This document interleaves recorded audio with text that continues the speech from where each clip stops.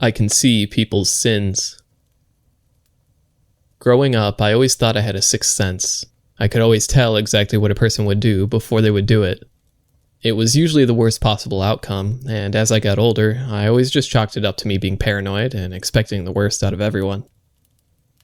For example, when I was in 10th grade, my birthday was coming up, and I just knew in the bottom of my heart that my best friend would skip out on my birthday to hang out with her boyfriend. And sure enough, that's exactly what happened. But that had to be a coincidence. There's no way I could have known that events would unfold exactly like that. But what if I did? I think I can see people's sins.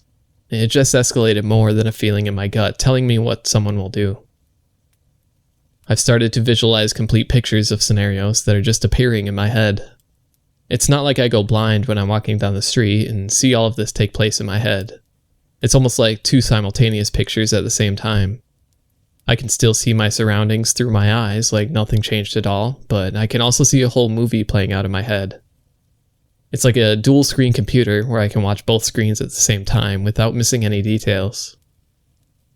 The first time the visualization started was just yesterday morning. I was walking down the streets of New York City after I had made my morning commute and just got off the bus at Port Authority. I was walking near Times Square and by Broadway when the vision kind of hit me all at once. There was a homeless man on the street that I pass every day. He has a small little dog that is with him, and he's always on the same street corner.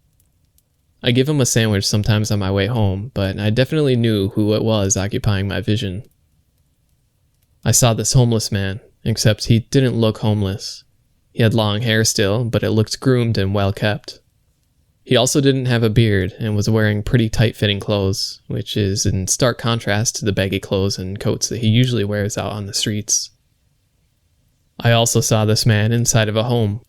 He was standing in the middle of a kitchen somewhere, screaming at the top of his lungs. I couldn't see who he was yelling at, but his face kept turning a darker shade of purple with each passing second. He turned and knocked a glass off the counter and smashed onto the floor, and immediately walked over the glass, crunching it between his shoe and the floor. He moved closer to whoever he was screaming at, while being seemingly oblivious to the very broken glass littering the floor. All of a sudden, he whips his arm back and slaps whoever he was yelling at. He must have smacked them hard too, because immediately I could see his eyes following something as it fell down to the floor. I saw him heaving, out of breath for a minute longer, before he turned to walk away. As he's walking away, his rage clearly satisfied, he slips on a piece of glass and falls to his knees, on top of the glass shards. He quickly stands back up, not to be embarrassed in front of whoever he just humiliated, and I could see blood dripping down from his left knee. And that's where it ended. After seeing all this, I had to stop walking. I thought I just had an overactive imagination, spinning some sort of fantasy about someone that I see on the street every day. But I remember reading somewhere that it's impossible for the brain to fantasize or dream about somewhere it's never been, or someone it's never seen, and I have definitely never been to that kitchen before. I may have imagined the man that I saw, but it was too weird of a coincidence. I regained my composure next to a couple of garbage cans on the street and kept walking on my commute. Until it happened again. This time, I knew it was not my imagination because I had never seen this person before in my life.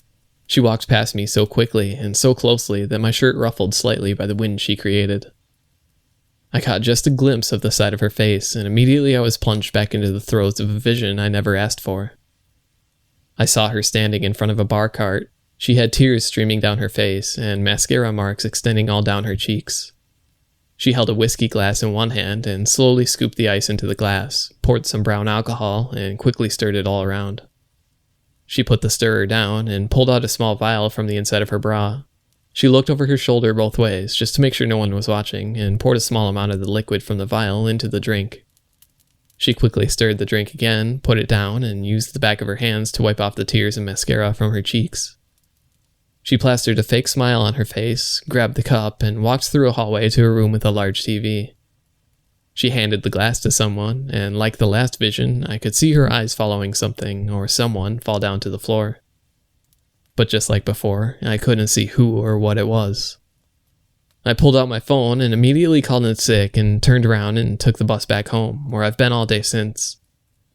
I don't know what's happening to me, but I don't know if I can brave the New York City streets again on Monday without being at least a little prepared for whatever is happening. I think I can see the sins of people I pass by, and I think they may be committing crimes.